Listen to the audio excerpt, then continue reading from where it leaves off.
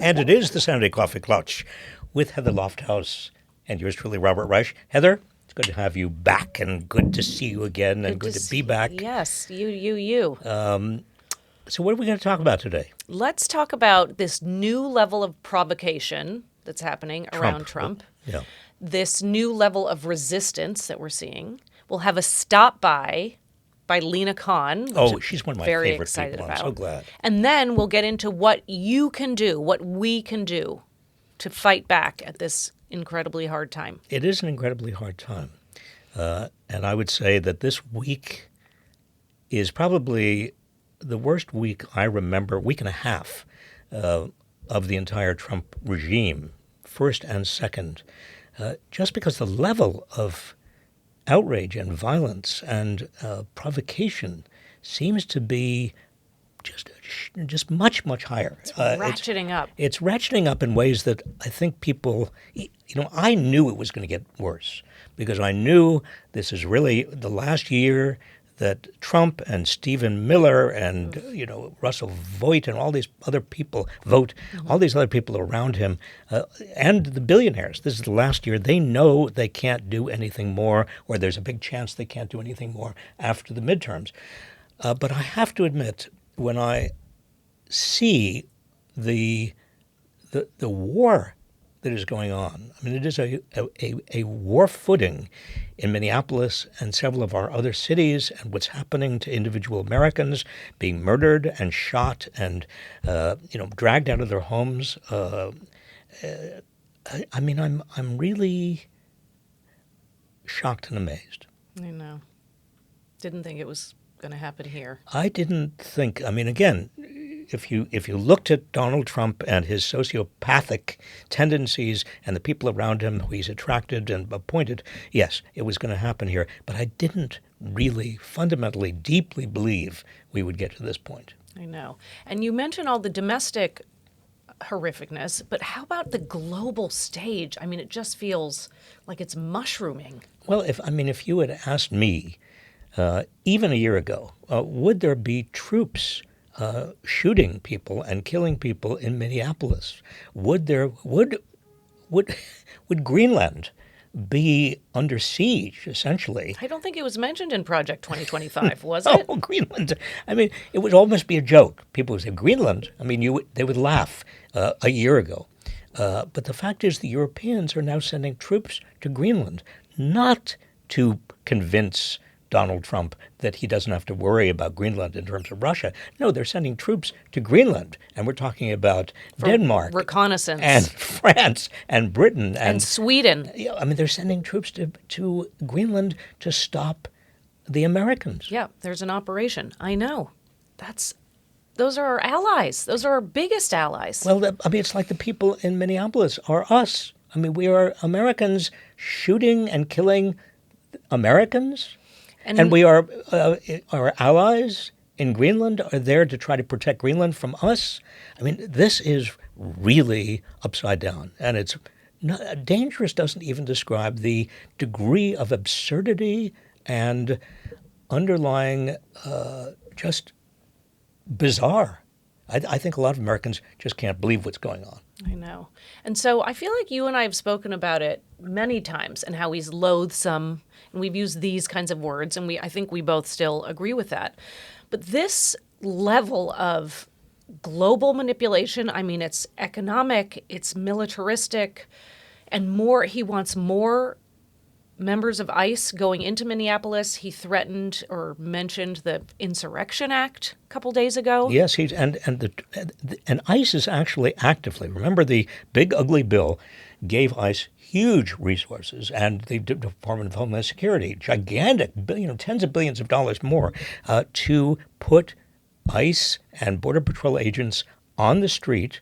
Now, at the time you and I talked about this, it was an abstraction. They are there, and ICE is recruiting. And in order to meet Stephen Miller's quota for deportation, they are lowering their standards for recruitment. This is something that is extraordinary. I mean, the armed forces, the formal armed forces, they are trained carefully in terms of the use of lethal weapons. But and strategy but there's no such training going on with regard to ICE or even the Border Patrol, and the admissions process is not rigorous. I mean, that's part of the problem. And we look here in Minneapolis, and I heard the mayor the other day saying, we have 600 police officers here, and we have 3,000 ICE representatives, officials, agents. I mean, agents. Think of that ratio: 600 police officers in Minneapolis who have, for years, kept the peace, kept the order, become parts of they are from the community. And then you have 3,000 ICE agents patrolling the streets, some of them in unidentified cars. And you have people, I have friends who are telling me what's going on there, and it's hard to believe. It is a war zone. What I want to touch on, and I want you to help me with this, is what average people out there, all of you, what you can do. And I have some ideas. We'll talk about it later. But it's kids aren't going to school. A lot of kids, and it's not just the Latino kids. I mean, first of all, you've got to understand, ICE originally told us, and the Department of Homeland Security said, we are only going to target people who have criminal backgrounds, who are here illegally. What they are now doing, obviously, is they are targeting anybody, particularly anybody who has a Hispanic or Latino last name, who looks Hispanic or Latino, whether they're here illegally or not, and a lot of the non-Hispanic, non-Latino people who are trying to protect them and trying to warn them about where ICE is. So this is no longer, they're beyond any mandate. Right. And Kristi Noem, every time she comes on the screen, she just says, we're doing what we have to do. There's no... Well, Kristi Noem, I mean, these people, it's just like J.D. Vance. They're calling, Renee Good, all kinds of names. The FBI is investigating... Domestic terrorist, and left-wing... And wacko. I mean, they want to other her instead of investigating, the ICE people or the ICE agents who are again. It's not just the one who shot her in cold blood. A lot of them are doing things that they should never ever be doing in any city. But instead of that kind of investigating, they're investigating so-called left-wing radicals. Mm-hmm. And they're saying we're teaching people a lesson. I mean, they're leaning into it.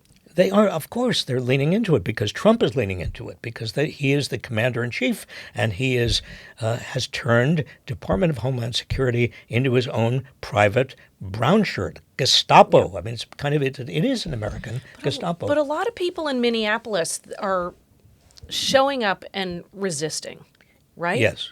They are showing up despite all of this, and it's relatively peaceful. I mean... Well, amazing restraint. Right. I mean, I love Minneapolis. It's one of my favorite cities, Twin Cities, St. Paul as well. People are commonsensical. This is Midwest nice, Midwest nice common sense. Not to generalize. But they do have a sense of we're all in this together, and a sense of social justice and fairness. And community.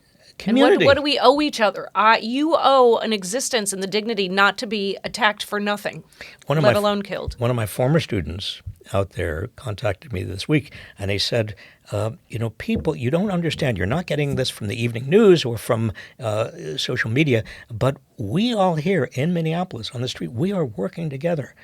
This resistance is pulling us together, multiracial, multi-ethnic, multi-class. He said he's never seen the degree of solidarity on the street. Makes me feel better. Well, it makes me feel better, too, but this is a war that's going on, and it's not just Minneapolis. I mean, it has been going on in other cities, in Chicago. It was in Portland. It could come back. I mean, this is... Los Angeles was on the list, remember? Yeah, and Washington. I mean, this sociopath who is sitting in the Oval Office knows no bounds, Heather. This is, it also this past week, something happened that I was amazed, shocked. Wait, is it what I was going to say? I don't know. What were you going to say? Jerome Powell? That is what right. it was? That's exactly what I was going to Okay, say. keep going. No, I mean a criminal investigation of the head of the Federal Reserve About Board renovations? about his renovations. Who has been renovating? Yeah. I mean, really, Yeah. this is. I mean, the Mr. Ballroom hypocrisy. himself. The hypocrisy. Trump is very concerned about the protesters in Tehran. In Iran. If they're in trouble, America's going to come to their rescue. Don't worry. But what about the protesters in Minneapolis? I mean, it's the same thing about, you go after a criminal indictment, a criminal investigation of the chairman of the Federal Reserve Board, who Trump appointed in the first term. But what does this do to financial markets? Well, it does one very predictable thing, and it makes everybody worried. I mean, all of those people who are heading to Davos, all of the bankers, all of the heads of financial institutions, former secretaries of the Treasury. I mean, they talk about a backlash, a resistance. This is the establishment, the financial establishment, saying you can't do what you're doing to Jerome Powell. You can't investigate him criminally. It's a pretext. Powell himself gets up and makes a speech. I was surprised because I was surprised but found it terrific. It was terrific. I mean, talk about finally within 1 hour. He was out there, clear. This is what this is. Goodbye, back to my job. It's a pretext. It is a pretext. This is what, but I'm waiting for all of this establishment and all of these financial titans and corporate titans to say, wait a minute, everything's a pretext for Trump. Why should Trump be in Minneapolis? Why should ICE be doing this? Why are you doing this to America? Well, they're doing it with regard to Powell because their bottom lines are affected.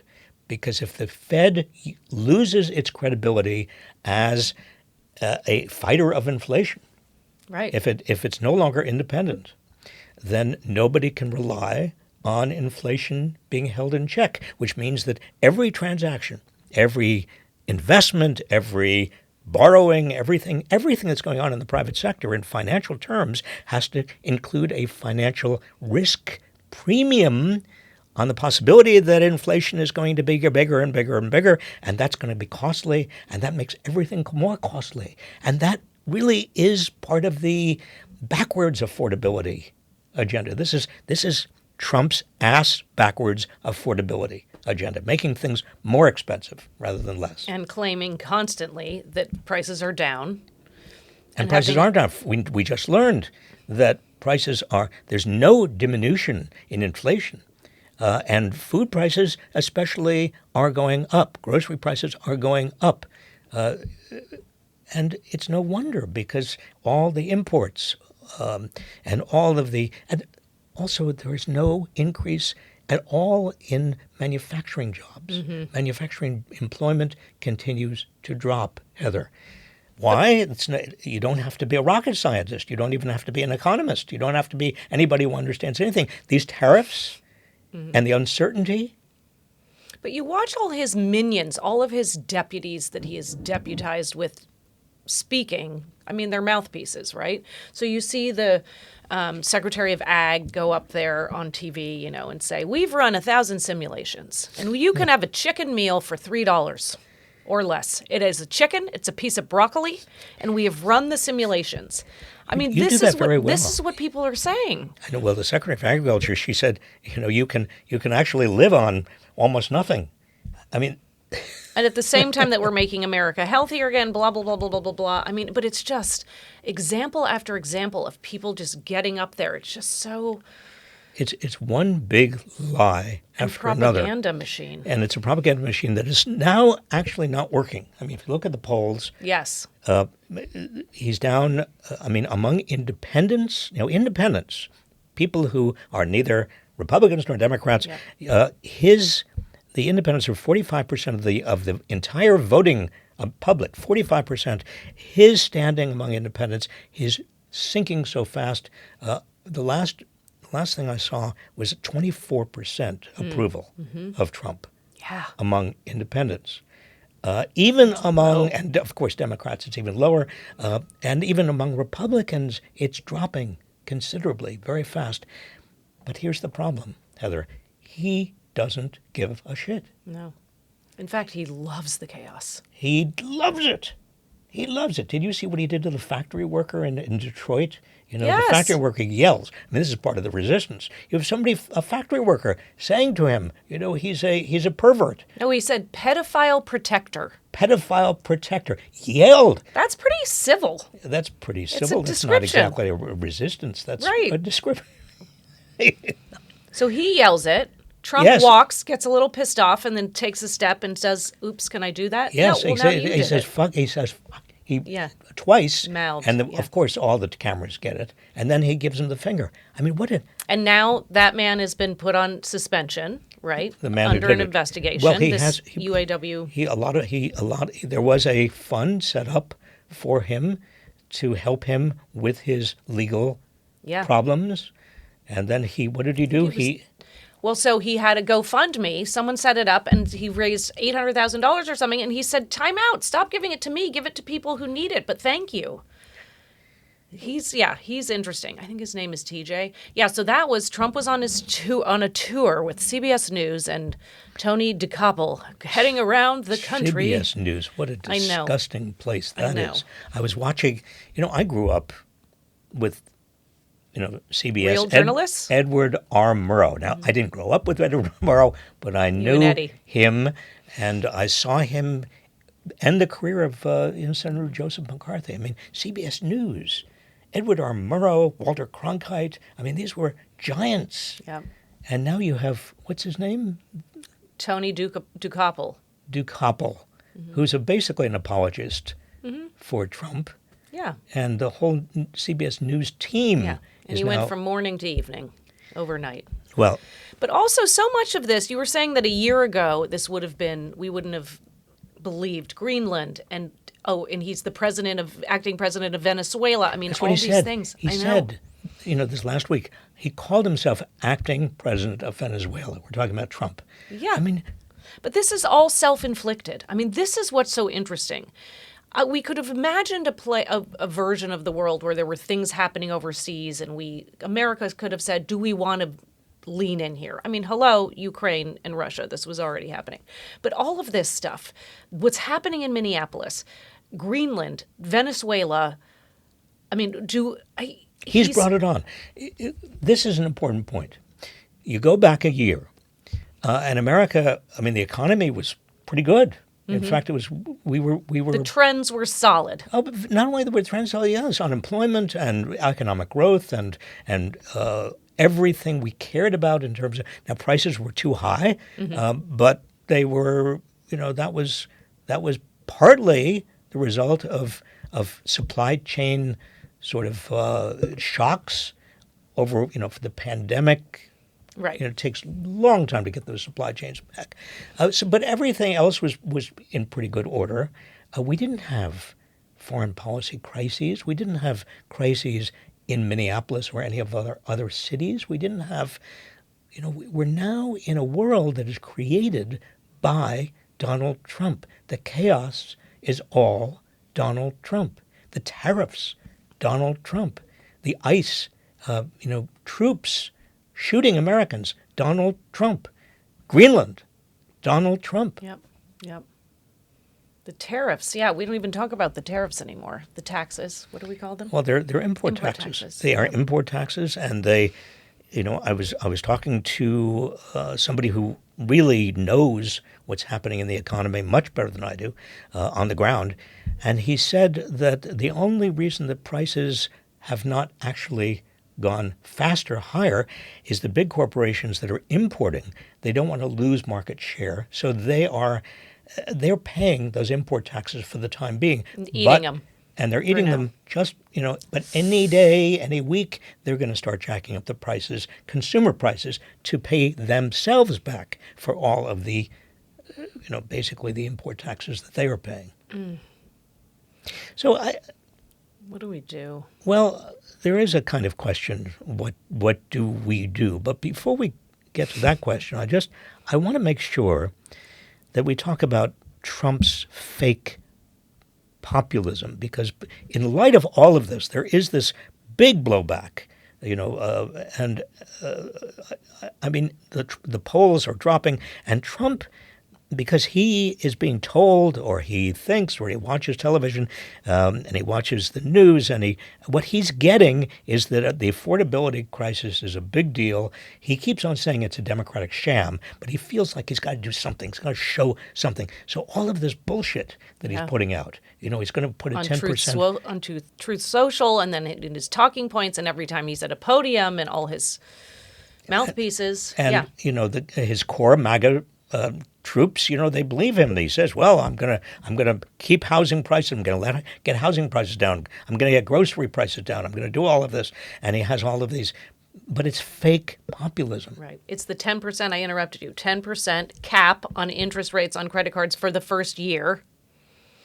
And then CEO pay. There have been a bunch of them this week. Look at me. I'm on your side. Well, Elizabeth Warren, and she actually did have a meeting, or a phone meeting with Trump, he's saying things that are consistent with some of the proposals she's made, but she knows, and everybody else on the inside knows, how much bullshit this is. Also, you don't hear Epstein much right now. It's interesting when you take over the world and ruin the economy and threaten to bring the military in. You think there might be some deflection going on? Maybe it's subconscious. But really, that's what happened. Pedophile protector became, fuck you. I mean, he's not dumb. Watch him ramp that up. So he's not dumb when it comes to combat, when it comes to war, when it comes to marketing combat. His enemies and people who oppose him. Yeah. In fact, I think one of the most interesting phenomena going on, I think historians looking back on this period will see that there's been a total realignment of who is on one side and who's on the other. So instead of it being the United States versus the old Soviet Union or Russia or the authoritarians, instead of it being Americans together, we find the line goes down through, on the one side, Trump supporters inside the United States and outside the United States, and Trump opponents inside the United States and outside the United States. It's almost as if the world is being cleaved in a totally different way. So, Heather, it's pretty clear Donald Trump is a fake populist, fake progressive. He's not going to do anything that he is talking about doing. We have a guest today who's going to help us understand this, because she is working for a real progressive populist, social democrat, mayor. It's Lina Khan. Lina Khan is one of my favorite people. Lina, thank you so much for being with us today. Welcome. So great to be here with you. Just we were talking about Trump's fake populism. Do you agree that it's fake populism? Well, look, I think if you focus on what he's actually done rather than what he is saying, then absolutely. I mean, the signature legislative accomplishment of this administration has been to throw tens of thousands of people off their health care to fund a tax break for the wealthiest of the wealthy in this country. They have shuttered key federal agencies that were on the front lines of protecting Americans from corporate lawbreakers, from corporate scammers, from price gougers. And so, on its face, it's really difficult to square whatever populism we hear once in a while with the actual actions that this administration has taken. He has defanged your agency, my old agency, the Federal Trade Commission, and also the Consumer Financial Protection Agency, and he continues to, this is what Trump is really known for. He says things that have absolutely no consequence. He just says, it's like, I would love to have this, or this is going to happen, and nobody holds him accountable for anything. Yeah, it's an interesting phenomena for sure. And we saw even during the campaign, he was talking about capping, credit card fees and rates. And so, there is some component of him or his coalition that I think recognizes that people want a leader who's willing to stand up to corporate lawbreakers and powerful interests. But then you just look at who he was surrounded by at his inauguration, right? The kind of, billionaires and oligarchs who more or less have gotten everything they want out of this administration. And so there's just a fundamental tension there. He keeps talking about prices are down. Grocery prices are down. He says he's going to cap interest rates for credit cards at 10%, though then we see for 1 year, let's be clear about that. He's talked about CEO pay. He's talked about getting private equity out of single-family home purchasing. Rental units. But nothing is going to happen. We know this. Nothing's going to happen. Lina, can we just pivot to something that is much more positive, and that is the Mamdani administration and what you guys are doing. I'm impressed already. It looks like childcare may come through. Yeah, Mayor Mamdani has really hit the ground running, and, it's only been a couple of weeks, but every day there has been some new announcements, some new action. I think he is honestly really demonstrating what it looks like for Democrats to govern assertively rather than meekly. Within his first day, he announced new, protections that he'd be seeking for tenants. He actually visited a slumlord building and was kind of inspecting the horrible conditions there, announced that they would be doing these rental ripoff hearings across the city to hear directly from tenants. He passed an executive order that is going to be initiating a crackdown on junk fees, on subscription traps. And just yesterday, he stood with Deputy Mayor for Economic Justice, Julie Su, head of the Consumer and Worker Protection Agency, Sam Levine, and announced a major lawsuit that the city has initiated against one of these delivery app companies where they were, breaking the law and abusing their workers. And so he's really eager to act quickly, urgently, and make a difference in people's lives. Lina, I know New York City, and I know how almost impossible it has been for even the best people who have been mayor to get good things done, because there's so many special interests that are very, very powerful in New York. He's hit the ground running. Is he going to be able to continue that? And if so, where is he getting the political backwinds to help him continue to have victories? Well, he won, the mayoral race with more number of votes than any mayoral candidate going back decades. There is a clear political mandate here, and he's no stranger to special interests. It's fair to say he was not the preferred candidates of the special interests of New York City, and prove them wrong and prove that he could build a winning coalition. And he's very focused on how do you govern in a way that is keeping engaged the very people that got him elected. All too often, people cast their vote and then they never hear from their government again. And 4 years go by and they're like, what actually changed in my life, if anything?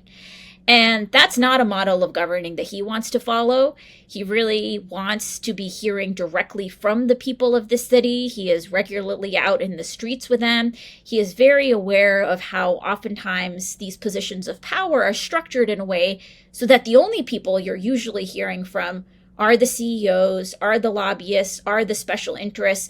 And he wants to be a mayor that breaks from that, and that is actually hearing from the masses across New York every day. And so I think that's going to be a key input. He created this new Office of Mass Engagement, and is thinking very hard about how can he make sure he is directly hearing from the broad swath of the population rather than just the special interests. Interesting. Office of Mass Engagement. Yeah. I like that. Barack Obama tried to keep all his voters and supporters together to push things that he thought were important, but that really didn't last. It was very hard to keep them together. But it may be that at the city level, and particularly with Mayor Mamdani, he had an army of 100,000 people going door to door, including my granddaughter. On his behalf, and maybe that's the answer. You keep that kind of army. You activate people before you're elected to the extent that they just keep keep going. Yeah, I mean, it's certainly a challenge for how do you really do this, and so many of the default ways to engage with government are set up for those special interests and the experts, right? Submit a comment, and this is no notice and comment docket, right? I mean, people don't necessarily have time for that, or so how you actually construct opportunities for people to be engaging and sharing their stories is going to be really key. And he's shown he's interested in tackling problems big and small. In the first week, he went and fixed this notorious bump that had been on one side of the Williamsburg Bridge that had become a huge hazard for the bikers. Williamsburg bump. I remember the Williamsburg bump. Exactly. And he, said, let's fix this. Can we fix it tomorrow? Let's go do it, and did it. And so, I think there is a real eagerness to show tangible progress and improvements in people's lives as quickly as possible, wherever that may be.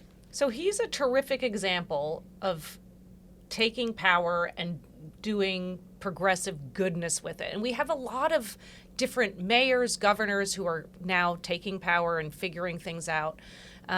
Seattle, Miami. I mean, and Boston. Yep. But my question for you is, what can other Dems learn from this? I mean, if you can make it there, you can make it anywhere, right? If you can make social democracy work in there, you can make it anywhere. Aren't there bigger lessons here? I mean, people keep saying, oh, he wasn't going to win, he was going to win. He did. He's acting. What should other people be taking from that? Well, look, first of all, he's really curious about the problems that people face in their day-to-day lives. And one of the things he did throughout his campaign was went and listened to people, right? One of the first videos he made was he asked people who they voted for in the 2024 election and asked Trump voters why they voted for him. A few months later, he went and interviewed somebody who runs a halal cart here and asked, why is it that chicken and rice used to be $8 and now it's $10? Like, what changed for you, right? So he has this posture and position of wanting to learn from people about what are the day-to-day problems. And then he's interested in figuring out what can we actually do about it? What are existing legal authorities, existing tools that we already have that we can use in an assertive way? And I think there's no substitute for that groundwork, both on the curiosity and learning and then being eager to use existing tools. Beyond that, though, he's also demonstrated courage and a desire to fix people's problems, even when it means standing up to very, very powerful interests. And for my time at the FTC, I certainly sensed that there is a real hunger across this country, in red states and blue states and purple states. People want a government that is willing to fight for them. And fight special interests and fight the big money. I mean, New York City, I do not know the people who were outraged because they're all in Davos or they're going to Davos. But the financial community in New York particularly, they say, no, we don't want taxes. We don't want higher taxes. We're going to do everything we can to avoid it. We even see that in here. There's a wealth tax proposal in California, and a lot of even Democrats, very wealthy Democrats, are saying, no way we're going to do that. So tell us, how do you think Mayor Mamdani is going to deal with the big money in New York? Yeah, it's a great question. I mean, a lot of this comes down to what are actions that are within his own disposal and control versus what are initiatives that are going to require city council to act or the state legislature to act or the governor. Obviously, when he is dependent on other institutional actors, there's going to be an opportunity for the people who got him elected to also make clear to them what do they want to see from those people too. And so, I think it's going to be a situation where we need to see that courage and that engagement continue. Do we think the billionaires will come back from Davos? Are they just going to stay there? Maybe Have they they should all stay fled there. Manhattan yet? Maybe just, maybe that's the way we deal with this billionaire problem. Just keep them at Davos. Lina, how are you? How's besides being cold in New York City, how's your morale? How's your spirit in the midst of, not only Mamdani, but you're part of the country and you see what's happening in Minneapolis and elsewhere? I mean, it's a deeply disturbing, depressing time on so many fronts. People's insurance premiums just skyrocketed. There are going to be people who are going to no longer be able to afford health insurance. People are already having to ration their medicines. People are having to take out loans just to buy groceries. So this is a difficult time for people before you even introduce kind of, authoritarian forces and dynamics that we're seeing. And I think that's why the stakes are so extraordinarily high here in New York, but across the country. And people, again, are really looking for leaders who are going to lead us out of this mess. Well, you are now working for a leader who will hopefully is already leading us out of this mess. And you are a leader who is leading us out of this mess. Lina Khan, thank you for your time and your energy and your leadership. Thank you so much for having me. Come Take back care. for coffee soon. Yes, that's right. Please join us out here in the Bay Area. I would love to. So can we talk about, you said this earlier and you promised and we promised we would get to this. What can you do? What can we do? So we've heard a little bit about what policies, on the policy level, what's happening and what people can do to help consumers. But what do the average American do? You've done some good Substacks, given us some lists of Good. things. Thank you. Thank you. I mean, kind of meh. Decent for a change. What I think what people really want out there, and I hear from a lot of people and I see a lot of people, what they want is to know what steps they can take. For example, right now, we are on the weekend starting Monday, actually Tuesday, because Monday's Martin Luther King Jr. Day. What I would recommend people do is call your member of Congress, both your representative and also your senators, and tell them not to approve the Department of Homeland Security appropriation bill, the spending bill, that is one of the few spending bills that has not been approved. Don't approve it unless ICE is disarmed, and there are provisions in that bill that say ICE may not target people on the basis of their race or ethnicity or their accent, and also that ICE agents do not have total immunity from any prosecution or from any civil lawsuit if they harm people. And we're talking Dems and Republicans.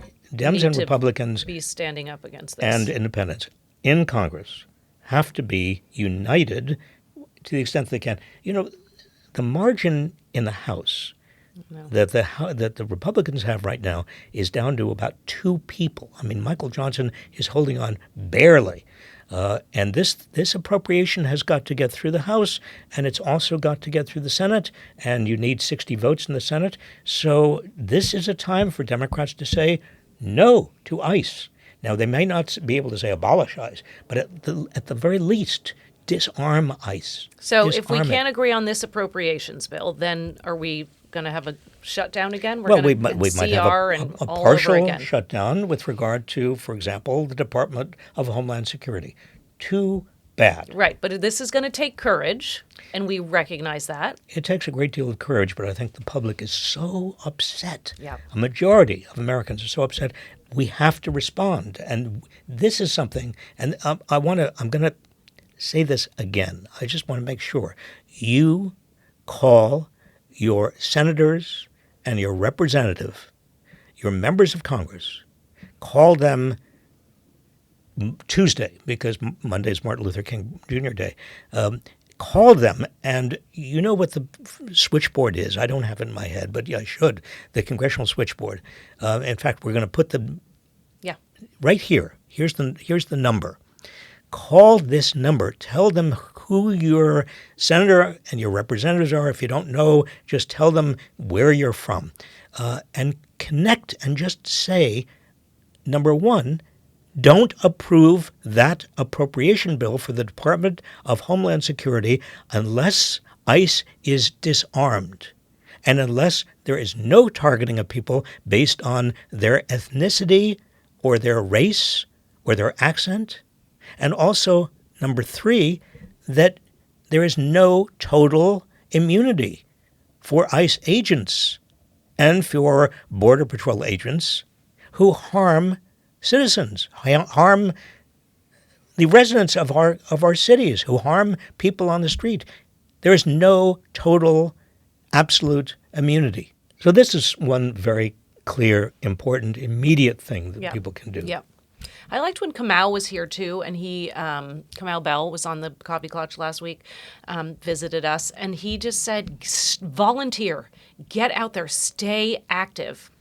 It's so upsetting what's happening. And so keeping busy in your community and keeping connected. writing postcards and making sure that you are beginning to lay the foundation for getting the vote out for the midterms, which is coming faster, than not as fast as we'd like, but coming along. Right. And also boycotting businesses that are enabling what is going on. And I like the non-cooperation kind of stuff. You can delete the apps, make it less easy for them to be using all of us. What kind of apps good. do you have that I don't like have any? Starbucks. Starbucks. That kind of thing. Do you have a Starbucks app? No. But if I did, I would be deleting it. Good. That kind of thing. It's like, who can you be supporting? Where can you be supporting workers? Where can you be having a voice in some tiny way? Also, I think we got to do it all. Also, boycotting Tesla, boycotting Dell. Dell is a big technology IT firm that is helping ICE right now. In fact, we ought to be, and we will be providing, maybe next week, or I'll write a Substack, the specifics on who you should boycott in terms of making ICE less effective and less powerful. The other thing you did in your Substack was you said you called on so many levels of organizations to be speaking out more than they are in solidarity. So you mentioned nonprofits, you mentioned for-profits, religious schools. groups, religious Yes. leaders. Talk to us about that. Well, it's just most of us are employees, or we are members of congregations, or we are members of unions. Or alumni of things. Alumni of various things, universities. And all of these organizations, all of them ought to be speaking out against this fascism that we are now experiencing. I'm old enough to remember, Heather, during the civil rights movement and also during the anti-Vietnam era, a lot of presidents of a lot of institutions sounded the alarm. They were moral leaders of this country. Why shouldn't that happen now? Even CEOs. I mean, it's hard to imagine, but a lot of CEOs, like Jamie Dimon, J.P. Morgan Chase, they're now over there in Davos, but they pride themselves on being socially responsible, on being spokespeople for the business community. They ought to be out there criticizing Trump. Now, granted, they don't want to poke the bear. They don't want to risk that he's going to be, he's going to exercise some retribution against them. But if there was ever a time for courage, ever a time for leaders to actually act like leaders, it is now. So what we can do as members, as employees, as members of congregations, and all of the priests and all of the rabbis, the bishops, they ought to be speaking out. We have got to get them to speak out. We've got to organize these congregations. We've got to organize our fellow employees. We've got to organize alumni. We can do that. Yep. And I'm excited for the next No Kings date to be announced, because I don't think it's been announced yet. And so, peaceful protest. We're allowed to do it. Americans were supposed to do it. What about a general strike? I mean, yeah. It could be a general strike in terms of not working, but it also could be a general strike in terms of not buying. Suppose we all decided that for a certain period of time, maybe a week or two, we were not going to buy a thing. Yeah, 2 weeks is long. Well, it is long. But we can stockpile beforehand. Right. But I'm just saying, in terms of making a statement about our power as consumers. Yeah. You know a thing or two about this kind of stuff. I don't know much, but I thought you were going to say, you love me. I know I love you. Oh, and I love you. Thank you. Okay, so we have Martin Luther King Jr. Day coming up. So speaking of civil disobedience, talk about, I mean, it's helpful to think about the perspective. I mean, what he was up against in terms of civil rights, and then also economic power. I mean, he had such a multifaceted way of, he was fighting so many causes. Yeah. I feel like we owe it to him and people like him to keep going. Absolutely. I mean, imagine what he was up against. It's hard to imagine. Really, truly. But he had faith in the country, faith in his fellow human beings, and faith ultimately that he and his cause would prevail. Yeah. Now, you could argue that we still have the roots of racism and the terrible sin of slavery Yes. that we are still contending with, obviously.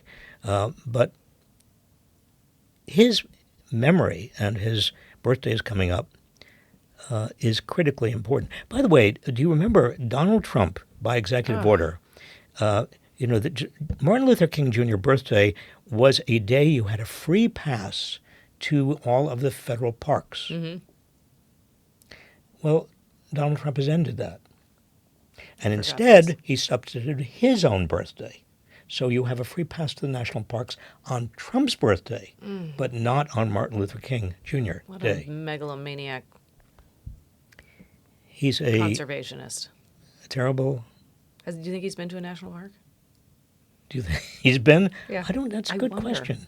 That's a good question. He doesn't seem like he's ever Doesn't seem been like a park guy. a park or to any place in a beautiful Central Park, maybe once accidentally. Yeah, he didn't want to be. Well, you know what he did with Central Park. No, that was RFK Jr. You mean the bear?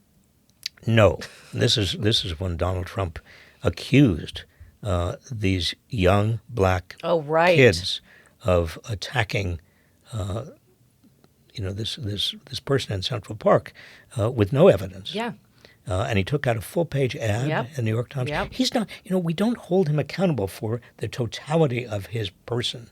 He also doesn't hold himself accountable. I mean, they were, proven innocent. And he didn't say, listen, I'm going to take out another ad that says my bad. I read Lord Trump's. I thought you said Lord. I read Lord Trump's. No, Laura Trump. Laura Trump. Her book trying to explain the origins of her uncle's Oh, yeah. Should I read pathology. it? And read it. And E. Jean Carroll I have. I've been telling you to read that Yeah. book for a year. It's fabulous. I mean, You she's started really, it? really, Oh, it's really great. good. Heather, Okay. we have to end our time together. I know. And I'll I'm see you sorry. in a week, right? Yeah, I'll see I really you. kind of depend on it. I'll see no you. pressure. I'll see you. And I want to say just something to wrap this up and to connect all of the pieces if I can. Because the level and intensity of my rage and anger, and I assume yours and yours, has reached a new intensity over the past week. And the question is what we do with our outrage. I'm sometimes tempted to just despair. I really am. And I do sometimes feel depressed. And I understand it if you are feeling the same way. And because you feel powerless. You feel, we're watching a terrible, terrible, terrible movie, but it's real.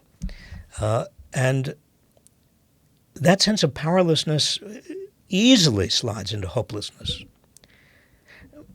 But as Heather was saying, Martin Luther King Jr., whose birthday we celebrate Monday, did not allow himself to fall into hopelessness.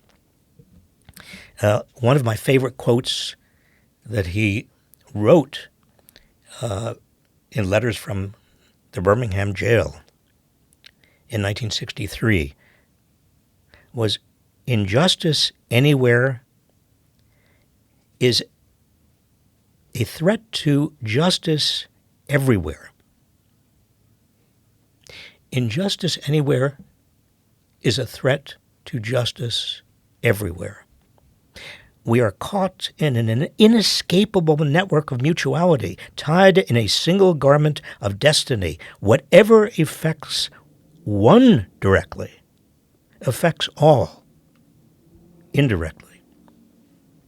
He wrote that in 1963, but it is as relevant, as important today, if not more so.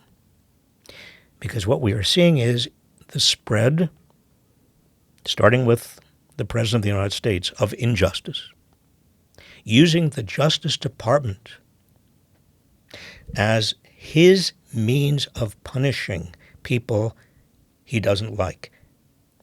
A criminal investigation of the chairman of the Federal Reserve Board because Donald Trump doesn't like what the Fed is doing.